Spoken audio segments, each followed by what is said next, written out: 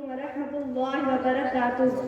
بسم اللہ الرحمن الرحیم، نحمدہ ونصلی علی رسولہ الکریم، اما بعد۔ محترم سامعین، خدا کا نظام یہ ہے کہ جو چیز اہم ہوتی ہے اور نازک بھی، اسے حفاظتی حصار میں رکھا جاتا ہے۔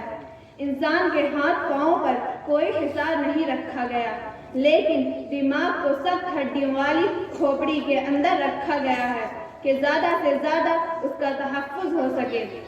دل کی جگہ سینہ کی لچکدار ہڈیوں کے بیچ رکھی گئی تاکہ زیادہ سے زیادہ اس کی حفاظت ہو سکے۔ آنکھوں پر پلکوں کا پہرا بیٹھایا گیا۔ یہ ان اعضاء کی تحقیر ہے یا ان کی حفاظت، بلکہ ان کا اعزاز۔ نباتات ہی کو دیکھیے، اگر عام پردویز چھلکوں کا لباس نہ ہوتا تو کیا مکھیوں اور بھیڑوں سے بچ کر وہ انسانوں کے ہاتھ آ سکتا؟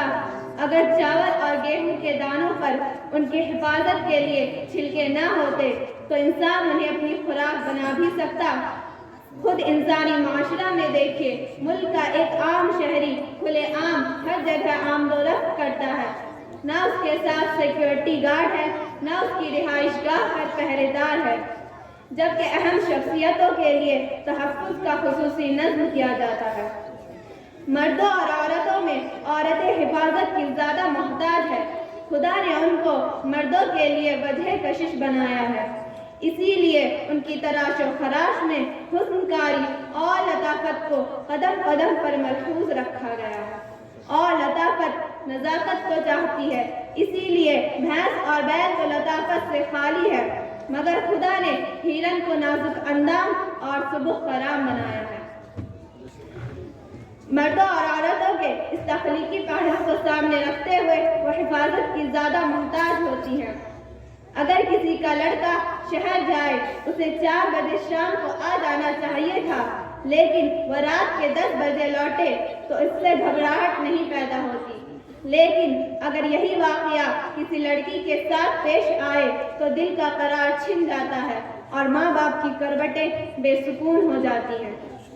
اسی کو دیکھیے کہ پوری دنیا میں اور ہندوستان میں بھی مردوں اور عورتوں کے عددی تناسب میں بہت زیادہ فرق نہیں ہے۔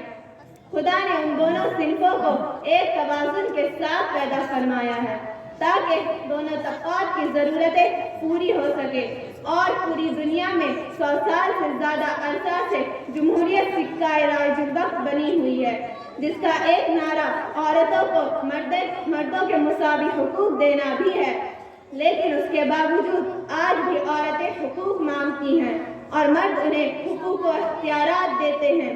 یہ فرق کیوں ہے؟ کیوں امریکہ و روس میں آج تک کوئی خاتون صدر نہیں بن سکی اور یورپ میں مارگریٹ تھیچر کے علاوہ کوئی خاتون وزارت عظمیٰ کے عہدے پر نہیں پہنچ سکی؟ یہ ظلم و حق تلفی کا معاملہ نہیں ہے، یہ قانون فطرت کا فیصلہ ہے۔ خدا نے خود دونوں کی صلاحیتوں میں فرق رکھا ہے اور صلاحیتوں کے لحاظ سے دائرہ کار متعین کیا ہے۔ پردہ بھی اسی فرق کا ایک حصہ ہے۔ جانور بھی کھاتے پیتے ہیں اور شہوانی جذبات رکھتے ہیں، لیکن ان کی فطرت لباس کی تصور سے آری ہے۔ انسان کی فطرت میں یہ بات رکھی گئی ہے کہ وہ اپنے آپ کو عریانیت سے بچائے اور لباس زیب تن کرے۔ وہی فطرت اس بات کا بھی مطالبہ کرتی ہے کہ مردوں کے مقابلے عورتیں زیادہ ڈھکی چھپی ہوں۔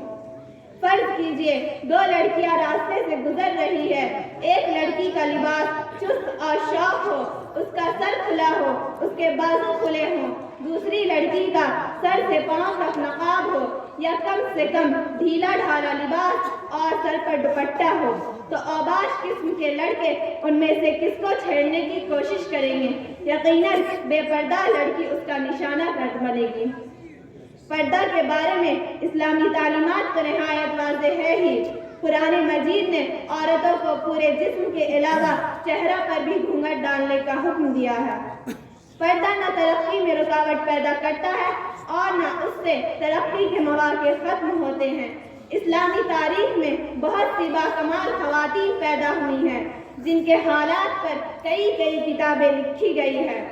اسلام نے مردوں کی طرح عورتوں کو بھی علم حاصل کرنے کی اجازت دی ہے۔ وہ معلم ہو سکتی सकती हैं और डॉक्टर हो सकती हैं। वो शरीय उसूलों के मुताबिक तिजारत कर सकती हैं। वो कार-ए-इफ्ता अंजाम दे सकती हैं। वो हुदूद क़िसास के अलावा दूसरे मुक़द्दमात में जज बन सकती हैं।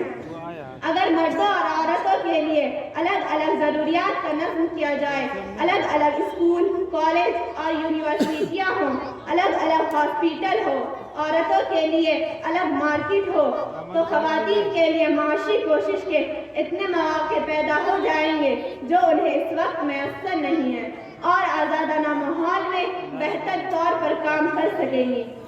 अगर ट्रेन में ख़वातीन के लिए अलग कोच हो सकते हैं, बसों में उनके लिए महफूज सीटें हो सकती हैं, अस्पतालों में उनके वार्ड अलग रखे जा सकते हैं, तो ज़िंदगी के दूसरे शोबों में ख़वातीन के लिए अलहदा और मुस्तकिल इंतज़ाम हो तो उसमें मुश्किल या बुराई है तो पर्दा ख़वातीन को मुजरिमाना ज़हन से बचाने का ज़रिया है और इसका मकसद उनकी हिफाजत है।